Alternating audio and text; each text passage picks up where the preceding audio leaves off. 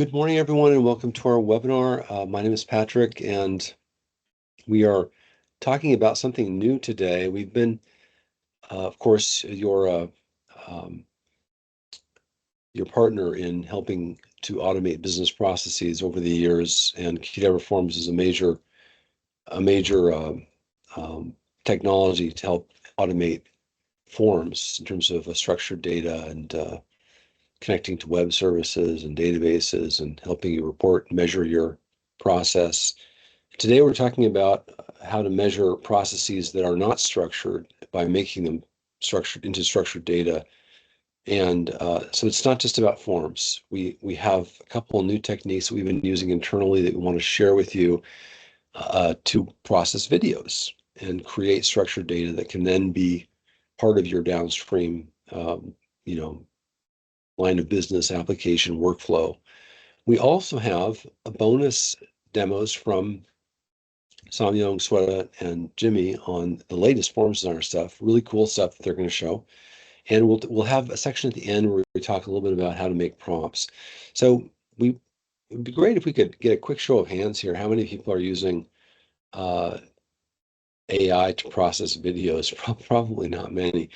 This was something we discovered literally on June 5th. And Gemini released 2.5 Pro, Google's Gemini, on June 5th. That can handle up to 1 hour of meeting recording. And we had been using Teams transcripts before, but as I'll mention in a minute or two, that there were problems. there were quality problems. So think about your meetings today. If you're not creating some kind of memorable artifact, you're having trouble remembering what the action items are from one meeting to the other. People take notes, they get disengaged. There's all these problems that happen because of the unstructured nature of the meeting. And so the idea behind processing the video is now we can finally take those meetings, and not just meetings, any video, and we can structure them and make them part of our business process, and they can inform our internal processes because we have now searchable content. And it's not just the stream of transcript data it's not very structured. So the transcripts have problems because of errors. They don't include sentiment, facial gestures, screen share data. They obviously, we want to, give people this tool by compressing the 1 hour meeting into a 1 or 2 page analysis or summary. We can then feed that into the data processes. In addition, we can ask Gemini or other AIs to give us some ideas or some feedback on our meeting so we can improve the meeting. And so this is kind of cool. We have this process today. We've been doing this for the Dev Daily Sync meetings and other meetings pretty much every day for the last 2 months or month and a half or so. And so what we do is we haven't completely automated this, but we end up making sure that we're recording the meeting. We're recording this webinar. We try not to exceed 59 minutes is a hard cutoff for Gemini. If you go beyond that, you have to trim the video and create 2 parts, which you can still do. And then what we do is we download the transcript, the Teams transcript. We're using Teams, and the previous meeting, and then we ask it to do it. So we're going to do this right now. Okay, so we're going to go to our meeting today. So I've got Gemini here, and I've got a new chat window open. So I'm going to paste in my prompt. We have 2 prompts. We have the prompt. There's a 2-part prompting here. The first prompt is what we use for the transcript, and then we attach the transcript. So we're going to, oops, I clicked the wrong button. Sorry. So we'll attach the document file for the transcript and the previous meeting. And this transcript, while this is running, I'll show you the actual prompt here. So we've got this relatively involved prompt that I want to give credit to Nima for creating. Nima is one of our new hires here at Qdabra, and he's been with us since March. And so we have this prompt that has some special terminology up front. We want to make sure we spell things correctly. And then it says here's what we need to do. You need to compare these previous meeting with the current meeting. Make sure you name it correctly. Before we get to the video, the phase 2 is the video processing, which we'll do next. But the first phase is we want to capture the attendees, the key takeaways, the action items, and so on. Also, these higher level things like, do you have any ideas for things we could do better? What are the gaps? What's the effectiveness of this meeting? So these higher level kind of analysis is really interesting because, AI can do this. And so let's go back and see if it finished. So you can see it finished pretty quickly with the transcript. We generated these notes from our meeting with the key takeaways, the new action items, and so on. So now we're going to actually do the second step, and we're going to actually give it the video. And so I'll just upload the video. We just met for about 28 minutes today, 29 minutes. And then I'll paste in that second prompt. And here, this is basically combining the transcript, because the transcript has errors. But the transcript is a very nice thing to start off with because it's fast. And it can be done. This one takes a little bit more time because it has to process the video, depending on how long the video is. If it's an hour video, it might take a few minutes, 2 or 3 minutes. Usually it's less than that. So the second prompt then is, okay, great, thank you for that first step, and then let's go ahead and let's do this. Here's the final comprehensive report structure. So we're going to generate this analysis for our meeting, and we'll see where it's going here. It's analyzing it right now. So we're going to get this hopefully in short order because we have a lot of stuff to talk about today. And while we're waiting for that, let me just switch back to the slide. So we're going to, we've uploaded the MP4 to process, and we're going to now get results back from Gemini. We're going to export this, rename it, and share it with the team. And then before the next meeting tomorrow, we'll quickly look at this to set context, to focus the team members. And not only that, but we can also search the meetings in the past, so we can see it's generating it now with the comprehensive. So our dev team has 5 members. We've got these previous action items. We've got key takeaways, new action items. And this is all live. We're doing this on the fly. And it's got some demo blockers, project blockers. Okay, we got to read this. We got to pay attention here. It gives us a meeting effectiveness review, things to improve next time. Deep dive. We talked about prompt engineering today because we had this bug we were trying to fix before the webinars, and Nima suggested a fix. I'm not sure if it's working or not. Okay, so then what we'll do is once this is finished, you can see it finished it now. We always include the prompt at the end as a reference, and now we'll export this to our Google Drive. And now you may be wondering, well, why aren't you doing with this Microsoft? Well, because Microsoft doesn't have good integration for this with Copilot. Copilot doesn't have these features yet. You can get analysis in Copilot, which is okay, but it's still not anywhere near what we want for our in terms of the quality. And we've done the analysis between Gemini. The video recording is much higher quality. So then I'll save this out. Typically name it the name of the day of the meeting, and then I'll save it to the right folder. So that's the finish. That's the end of the first step. Any questions on this? So we've made a number of prompt. There should be a Q&A thing at the top. You feel free to ask questions. So the prompt innovations here, and I want to credit Nima again for helping build this because it was all his brainchild actually. So because we're specifying vocabulary up front, we don't get misspellings. We're structuring things in tables and specifying key takeaways using emojis to make it more colorful and give it some pop. And then there's these higher level reviews, the effectiveness, the innovative strategies. What did we miss? Were people on the same page? Was it good? And this isn't just applicable to meetings where we have internally. We can also do this on things like webinars. And the benefit of doing this in all your videos is that you get these searchable data artifacts that you can use as part of your business process. So the next one is going to be more interesting. The next demo we show is going to be of the webinar. And what we're going to do here is we're going to actually take So we just did this. We're going to do the second one, which is we're going to add a webinar to our support portal. So we have a support portal. It's got over 1,000 documents in it. And we want to update the support portal to have the latest webinar that we just did, because the webinar has some content that might be relevant to people. And so what we're going to do is our next step is we're going to go to our YouTube channel, and we're going to get the webinar we did on July 3rd. That's the URL there. And now we're going to go into Gemini. We're going to create a new chat. We'll paste the URL in, and that's the URL that we want to analyze. And now we're going to go and grab the special prompt for webinar analysis and content. This is literally, Nima just refined this a few hours ago, like less than an hour ago. And so we'll see if this works. There's still some issues. I'll talk about those in a second. So this prompt has a lot of detail in it. While it's processing it, I'll go back to the prompt and show you what he's got in here, if I can find it correctly. Here's the comprehensive guide.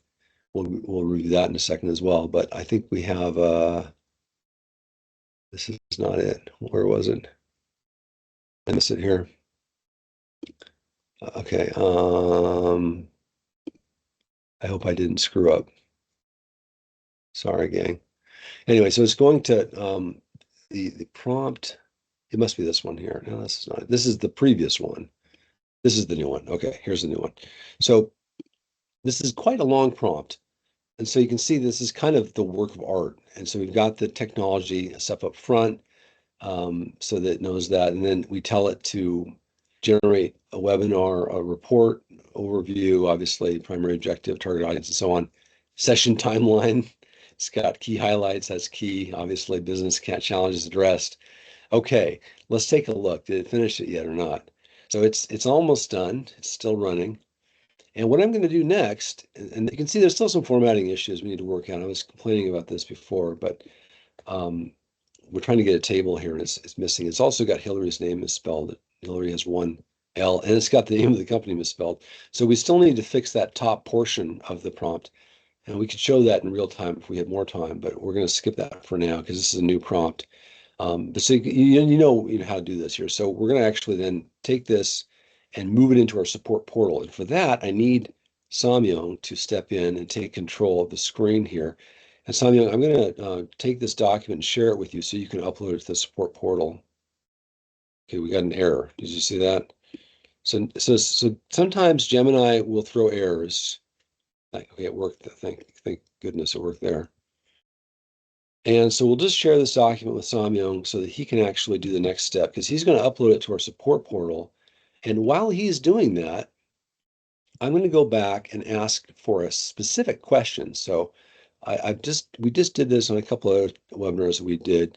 So I'm going to ask it to actually generate a specific question that is specific to this webinar. Okay, so we've got over 1,000 documents in our support portal. We want to make sure that the questions that we ask are very specific. And what Simon is going to do is he's going to ask this question before he uploads the document to show you that we don't have an answer or we don't have a good answer. And then he's going to upload the document to our support portal and show the answer now being returned because we have the document process. And this is showing this whole business process step, workflow, line of business process is the support portal, right? So the question I think it wants us to ask is, what is the process gen solution prototype and who demonstrated it? And that's good. Does anyone here know the answer to that? And you have to be a non-Qdabra member. Samuel, I will share this with you. But you've got the question there. I think I can just paste it into chat maybe. So we'll do that right now. And that's the link to the questions. Let me get the actual question. Like there's other questions if that one doesn't work. We've got a bunch of options here, but let's get the actual more interesting question. And are you ready to share your screen? Yes, of course. Okay.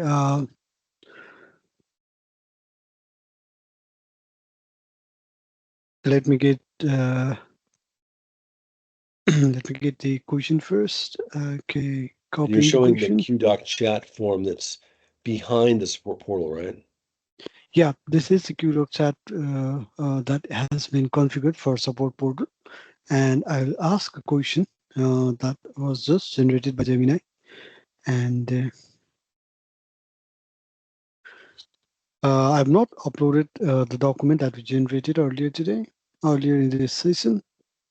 And Now, for those of you wondering what this is, we have a support portal that has this doc chat integrated since last December. We did this, and so it's got it is able to generate an answer, but it references some other yeah, it's the different wrong people. documents. Okay, this is referencing something from earlier. So let's go ahead and add that document and see if the answer changes.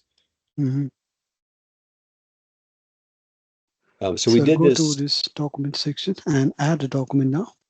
Um, and this what he's demoing is he's demoing a form that you can deploy to your SharePoint site. So we actually provide this as part of your Qdabra Forms license. So this form has a configurable an admin section where you can configure which AI you want to use. We are going to support on-prem. We actually are working hard to get that enabled. If you're worried about leaking data to the overlords, we will have an on-prem version, probably using a Chinese model, but it'll be on-prem. Um, and so you'll have that option. Right now, we support Gemini, OpenAI, and Anthropic. that document has been uploaded now. Now Great. I'll go back to the chat session and I'll refresh this. Let's not give you a chance to remember the previous session's answers. So I'll refresh this. One thing we discovered today while we were testing this is that OpenAI is now remembering things, and there's probably a setting, Simon, that we need to set here to prevent that. Although maybe that's a good feature, I don't know.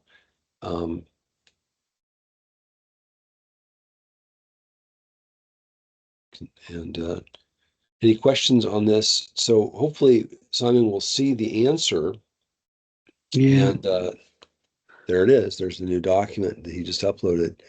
So awesome job. And so let's just switch back to my screen for a second, Simon. Anything else to add there? no, so it demonstrate this demo demonstrate that it is referencing the latest document that we have added. And if we remove this again after a few minutes, it will not get this answer again. Still got So our name misspelled as Qdabra with a C. Crazy. But we need to add that to the top of the prompt. Obviously, it wouldn't be a demo if we didn't have weirdness. So what is the answer? Of course, it's saying it right here. So that is the correct answer. Peter Miller was on the call on 7.3. So great job, Simon. Thank you very much. So that's it thank for you. me. Our next step is, well, basically to summarize, you want to distill the signal in the stream, so to speak. And that includes not just takeaways and action items, but these higher level feedback points like how could we improve the webinar? How could we improve the meeting? Did we miss anything? Was somebody upset? Something that maybe even the humans could not even see. There might be a hidden signal here that will help you in the future. And you can all do that with sentiment analysis. If we were sharing our faces, we'd have even more data, and it processes all of that. It's not based on text. We're not giving it a transcript. With the webinar, we just gave it the video. Now, maybe YouTube is creating the transcript behind the scenes, but mostly our workflow is just to give a video of a customer meeting and not to give the transcript. So we kind of short circuit that first demo that I showed, and that works just fine. All the data is better and everything else. So we're enabling this ability to set the context and increase the productivity of the meeting by getting everyone on the same page at the beginning. Not only that, but we're turning these videos into this structured data that we can use in the process in downstream processes, like you just saw with Simon's demo to upload the document to our support portal so that people can now use it. And if you're logging into our support portal, you'll see this right now as well. What he just showed was live. And then there are some cons.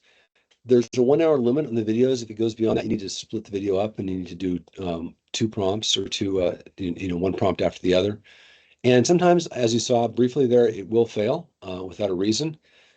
Gemini, Google does not do a good job of telling you why it failed, but it's relatively infrequent.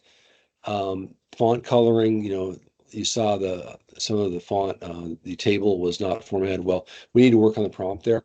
So there's some things we could refine further. And you can see we're still doing a lot of stuff manually. We still need a human in the loop to make sure that if there is an error that we can reprompt it. So that's it for me. I'm happy to uh, switch to now FormsDesigner updates, and we've got our dev team here ready to share the latest and greatest stuff that they've finished. And we'll start with Sweta, and then at the end we will come back to Nima if he's on the call, and we'll talk about prompting.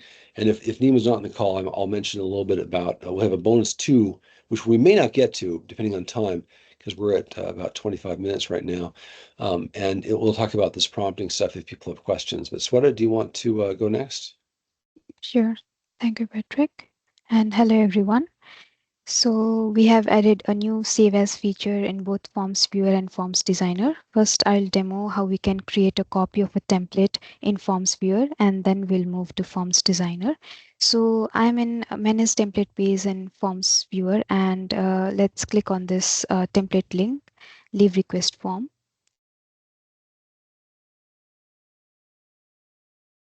So before this feature, creating a copy of a template would require to download the XSN and then upload the form to Forms Viewer and then switching to Forms Designer to make the changes. But with this new Save As feature, the entire process becomes much simpler. So we are in this Update Template page and we have added a new button called Create Copy. And if I click this, we'll have a model where we can provide template name as per our requirement. So I'm going to name this as webinar leave request form webinar, and we can also switch the form groups or create a new group.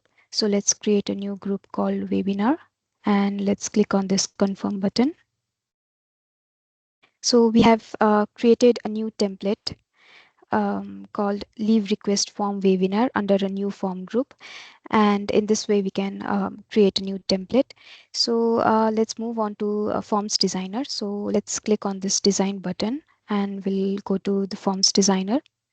And let's say I want to make some changes to this form. I am making changes to this title expense report webinar, and I wish to save the changes to a completely new template. So we have added a button to the side of save button here. There is a drop down.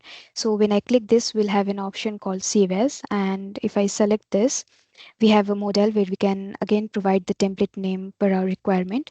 So let's name this leave request form webinar 1 and click on the save button, and it will take few seconds to save the changes to this new template.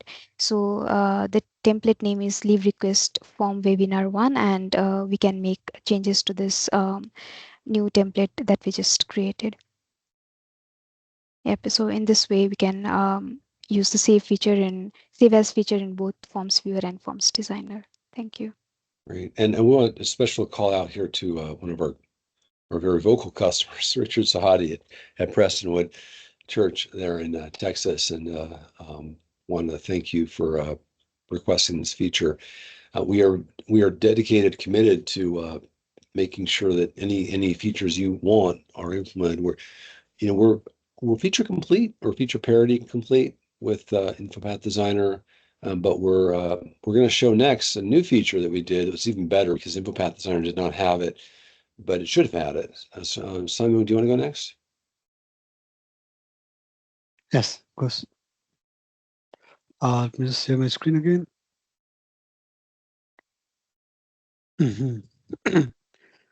um, okay. So this is the new feature that InfoPath Designer do not have, and we have added to our Form Designer. So this feature is the feature adds ability, gives us the ability to edit the text-based resource files, such as CSS, XML, JS, or source kind of files. So for this, we have added this new edit button. And if we click on this edit button, it will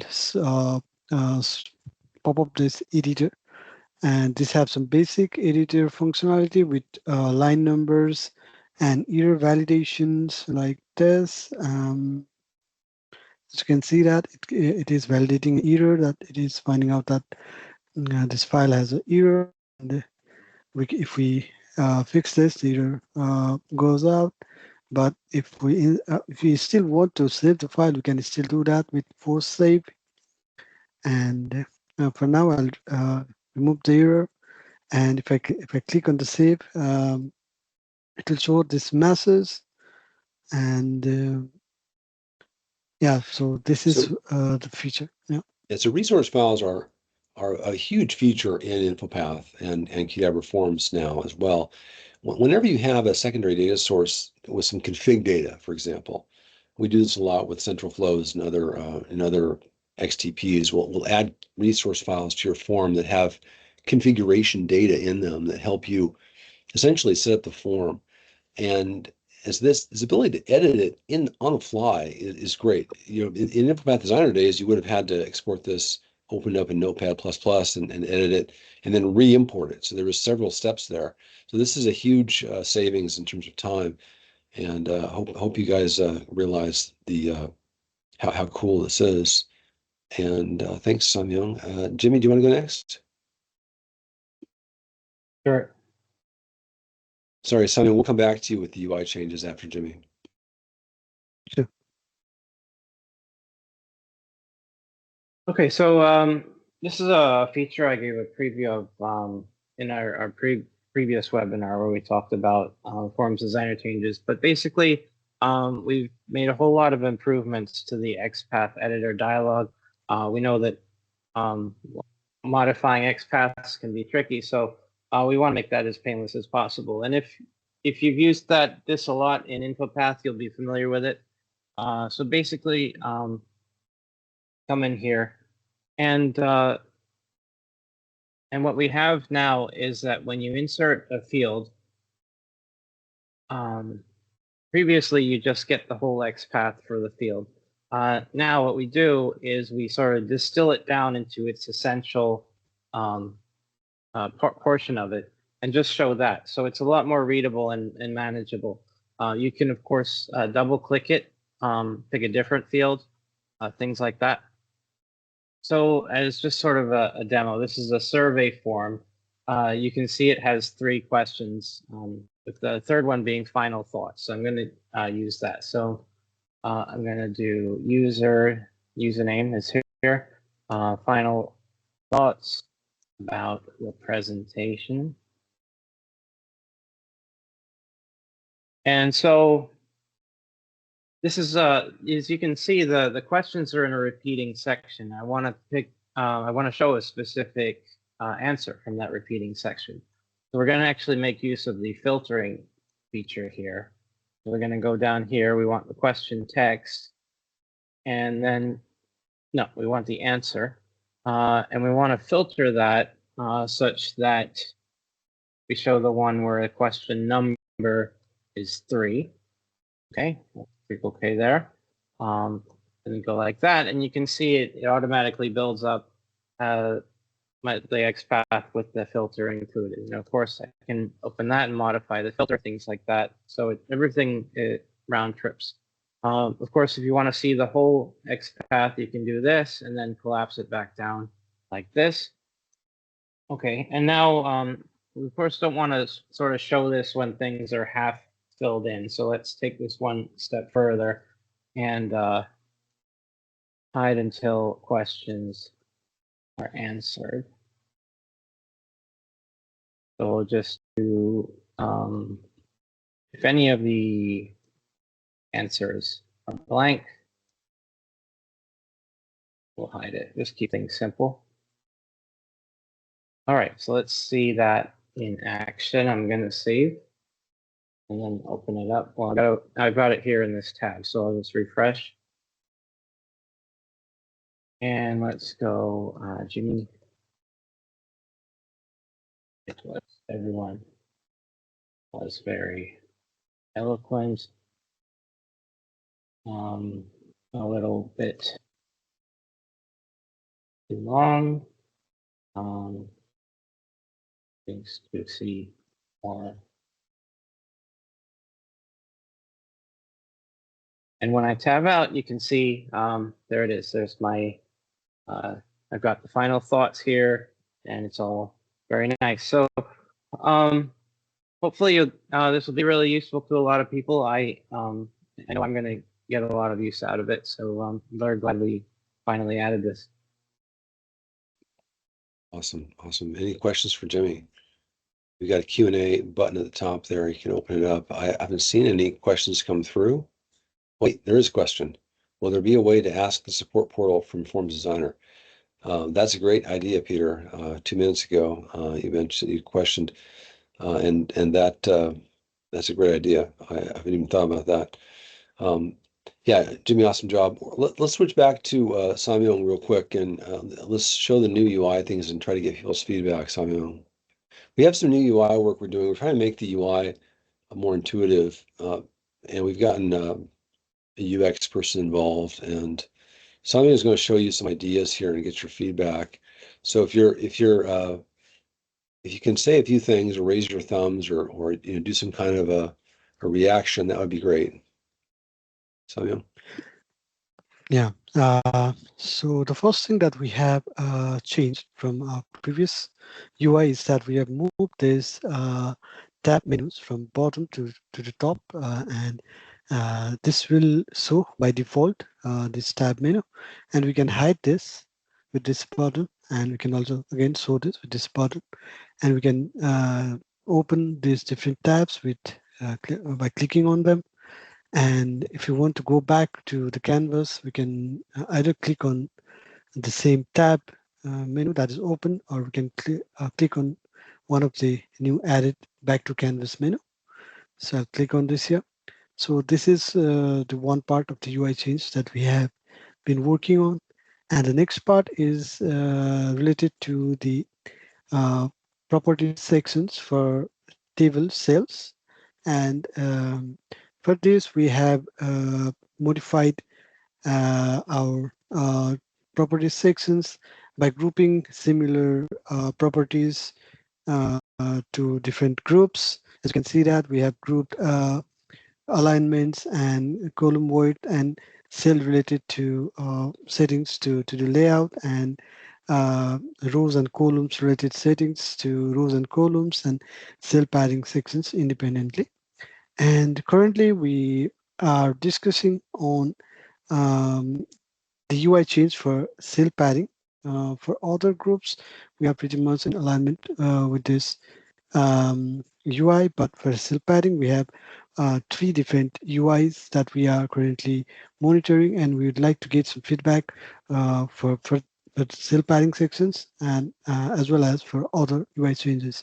So this is the first section, first UI. This was proposed by our UX expert, and I'll show you the next. So layout. first, let's take a quick vote here. Anyone want to do a thumbs up on this? Is this too busy? Don't do a thumbs up if you think it's too busy. If you think it's good, please. Okay, Misty's saying amazing work, great feature ads. Does anyone else have a thumbs up or a thumbs down? Is there a way to do a thumbs down? I don't know. We're using Teams for the 3rd or 4th time now. But if you've got a reaction here, please share it. And go ahead, Samuel, and go to the next. Okay.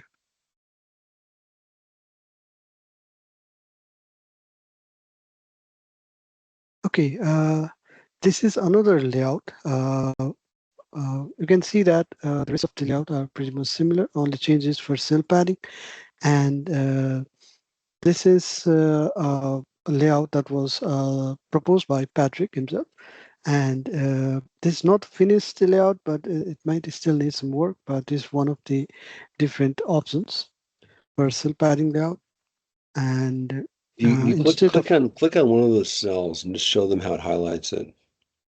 Yeah, so if I click on here, it highlights like this, and we can change this units, but like this. Instead, previously we had drop down for changing these units, and now they are a one click away for configuration. We don't have to go.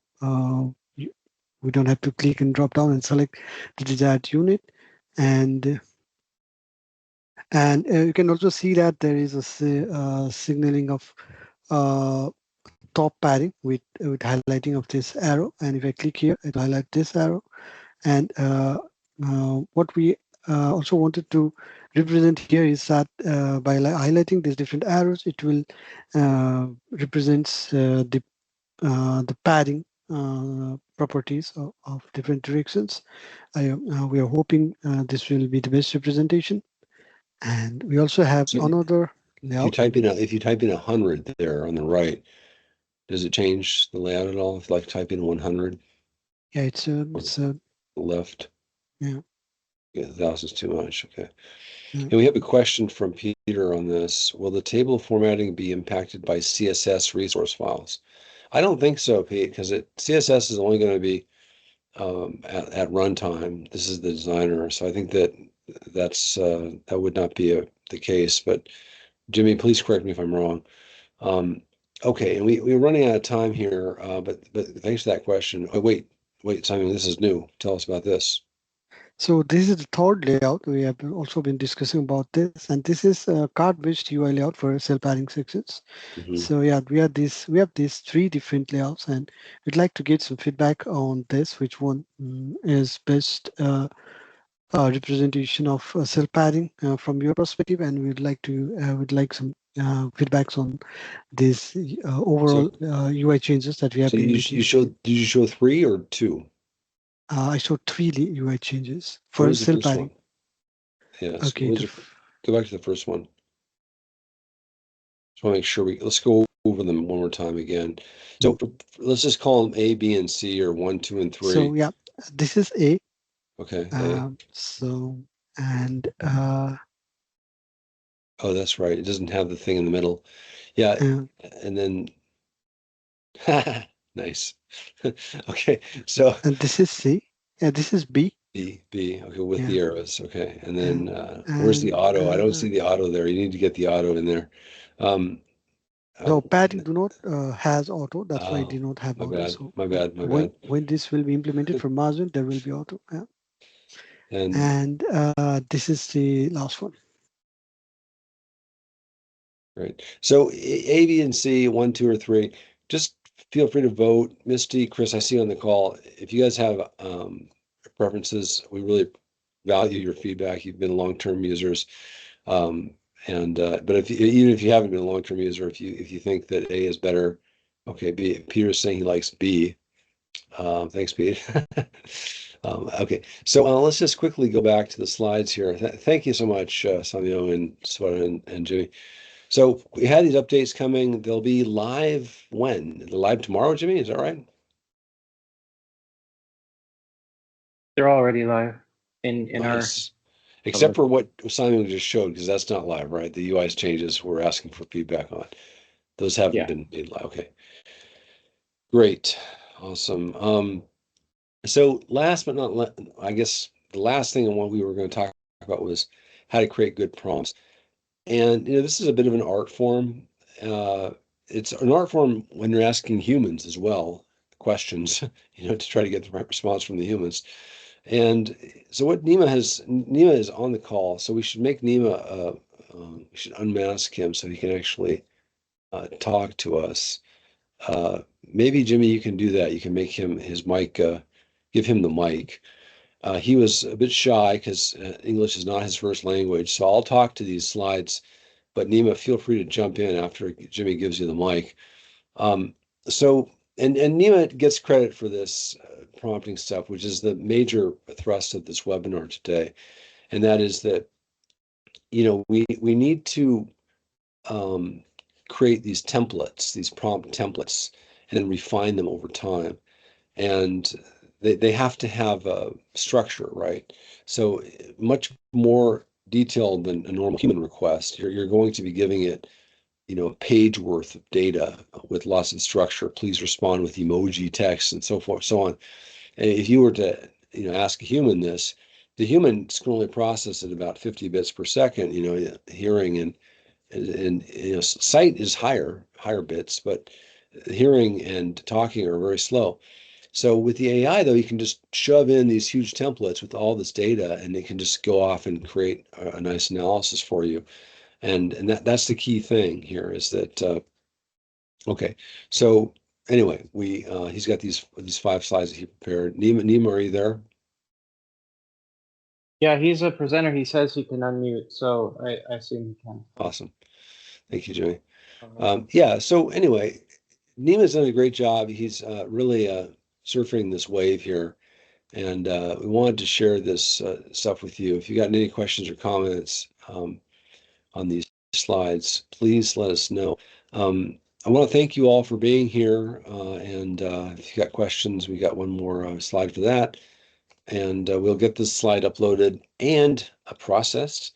And then obviously using our workflow that we just showed you, we'll get that the content of this uploaded to our support portal. So if you do have questions that are answered by any content in this webinar today, you'll be able to get to them from the QDoc chat. You can just log into the support portal. And we did a webinar on this last December. You can go back to our YouTube channel and check out, just type in support portal, you'll find it. And you can log into the support portal and you can ask it, so what was the number one takeaway? Let's do this right now. Actually, we don't have this webinar processed yet because we're still recording it, but you can just ask it, and what's the number one takeaway from the August 14th webinar? And it will tell you that. So anyway, I want to thank you all for being here, and especially Nima for the prompts. I hope to see you in 2 weeks. Have a great day, everyone. Thanks, Jimmy. Thanks, Sweta. Thanks, Sonia. Thank you, everyone. Thank you, everyone. Bye. Thank you. Bye-bye.